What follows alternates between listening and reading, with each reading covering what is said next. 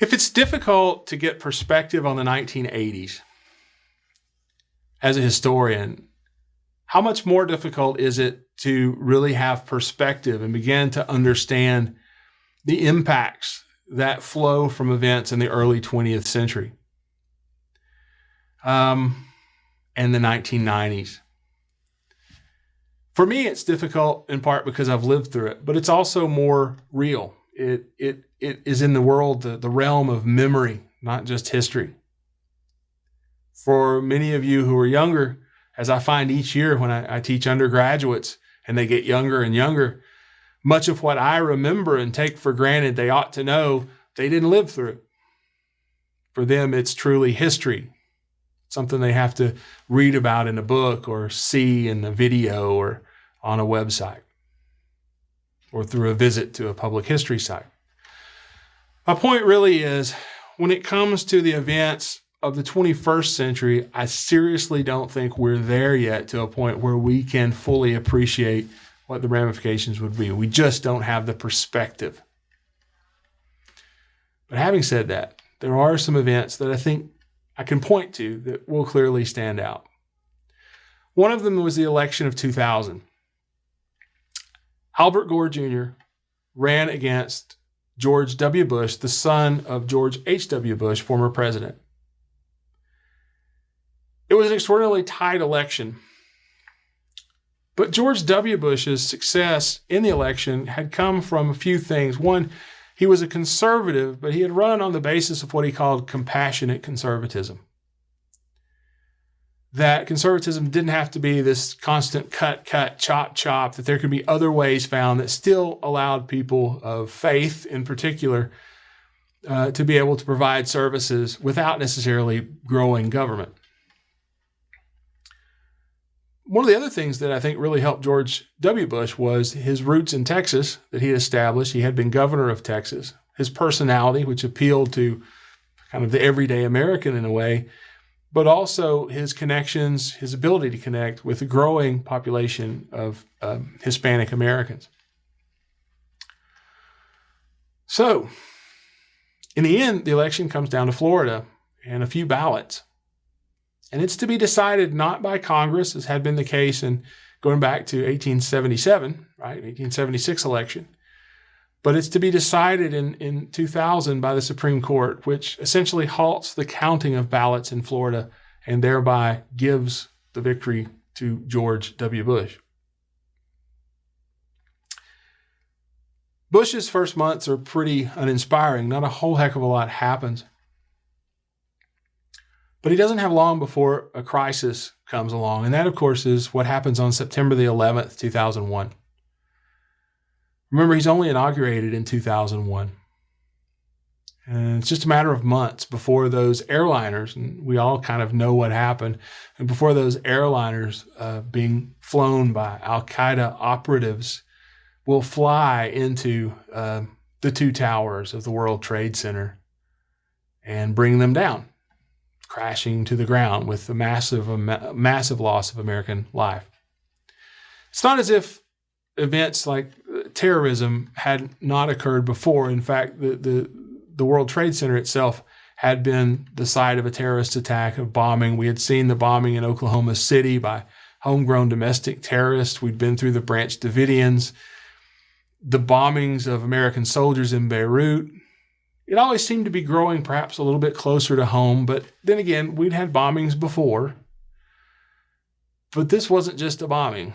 This was massive. To hit New York, this symbol of American commercial prowess and power, to bring down these skyscrapers, which themselves had cultural significance, it was devastating. And I distinctly remember, as most people do, I suspect, who lived through that, sort of where you were, what was happening, and how you felt. I remember specifically wondering if we'd be able to get gas, what would happen to gas prices, what this would mean for American status worldwide, what would change. What changed in part was, number one, the United States became involved really quite speedily in a war in Afghanistan. It was fought rapidly, and U.S. troops were gradually pushed into Afghanistan using many of the local warlords who had taken over power along with the Taliban in Afghanistan after the Soviets had left. Remember, the Soviets had been there earlier in the 80s, 70s and 80s. And we had actually funded many of these groups that ultimately would kind of grow into the Taliban. We had funded the Mujahideen. We had funded these freedom fighters as we thought of them in the 80s against the Soviets. And among our sort of, ally might be too strong, was, of course, Osama bin Laden, the titular head of Al-Qaeda and a financier of Al-Qaeda terrorist activities. So there's a bit of irony there, I suppose. The Cold War ends, our old friends become our enemies.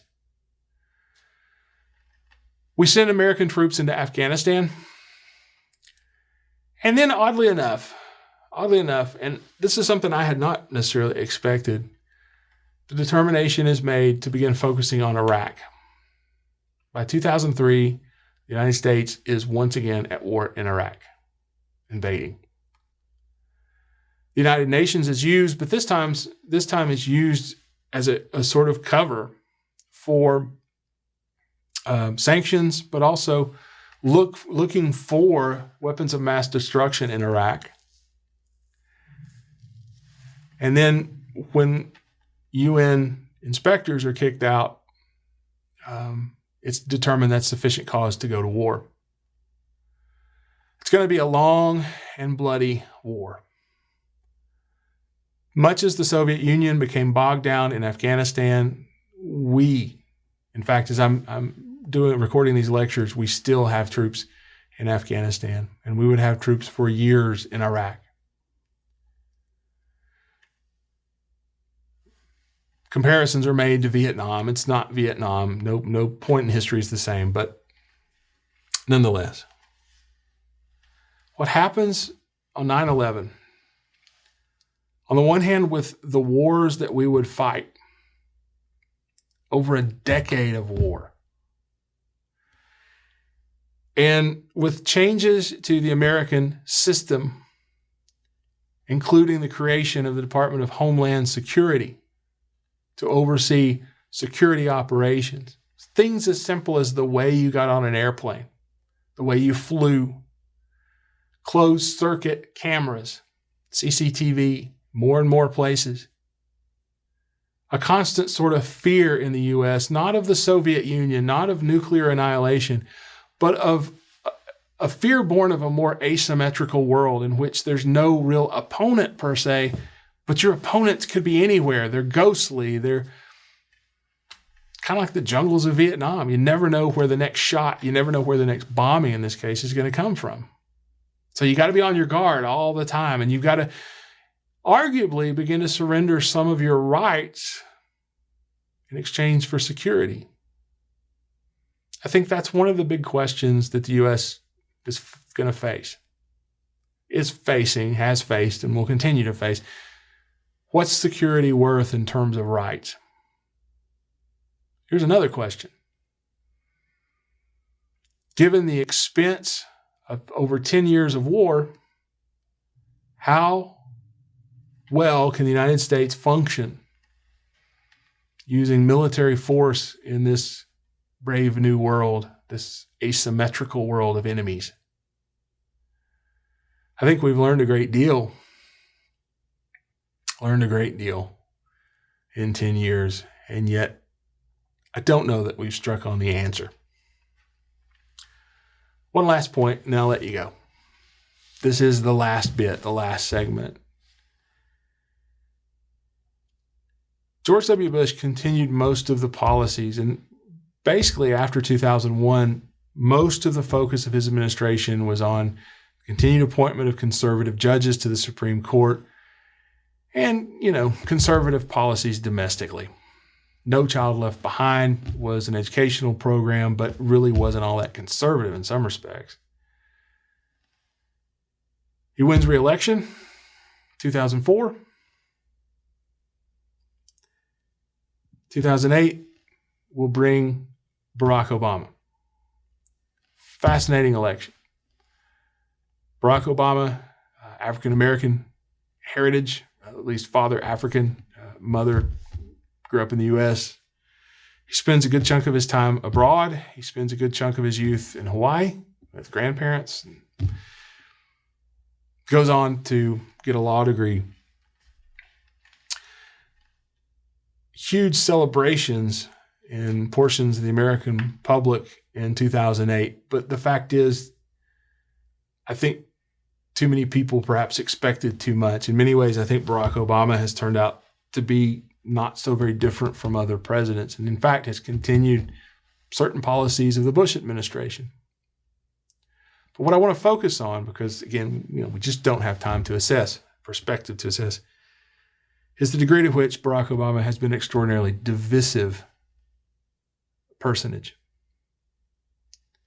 And I think divisive in a way that reflects the larger divisions in America, those cultural divisions, those economic divisions. He was expected to be, in many ways, a sort of healer. But that proved to be an extraordinarily difficult job, even for the first elected African-American president in U.S. history. What a symbol of change, and yet the lack of change. That race is still such an issue in the United States. But also in this period, change and lack of change, because the U.S. continues to seek to use its military power without sometimes, I think, understanding the limits of that power. Limits that we've been reminded of time and time again. I don't have any answers. I wish I did. Not my job. But I do hope you'll give these concluding remarks some thought and try and put them in the context of all that we've talked about in this course. Try to understand this world in which we live historically, not just as events that flash on a screen, sort of like sparklers in the night sky, but think about these events in terms of the greater themes. I've tried to make some arguments along the way, but ultimately what matters are the arguments that you will make from this information that you've been given and from the ideas, hopefully, that I've tried to suggest to you. Thank you for participating in this course and for paying attention through all these long-winded lectures. I am a little sorry about that, but the thing about it is, the amount we've actually covered just touches the surface. There's so much more to know, so much more to think about, and I encourage you with this last little bit of lecture here, I encourage you to take what you've learned and go out and learn more.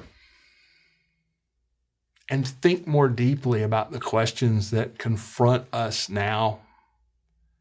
Think as an educated member of society. Know what your rights are. Consider what your options are and what your obligations are from an educated perspective. If you do that, I hope you'll have a better life because of it. Thanks again.